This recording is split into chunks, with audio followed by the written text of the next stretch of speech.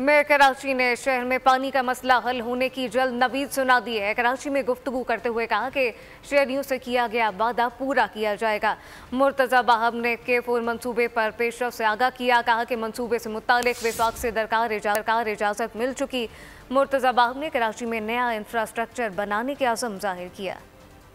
के टाइम पर कराची वालों से वादा किया था कि पीपल्स पार्टी को कराची का इख्तिदार मिला तो पानी को हंगामी बुनियादों पर हम हल करें। मुझे खुशी होती है आपको बताते हुए ये वो वादा दूसरों की तरह नहीं हुआ कि जो वादा कर लिया और वफा नहीं किया। हब डैम से नई कनाल लाने का जो वादा था वो 13 अरब रुपए की लागत से सिंध हुकूमत की मदद से, पीपल्स पार्टी की सिंध हुकूमत की मदद से उसके ऊपर हमने काम स्टार्ट कर दिया है।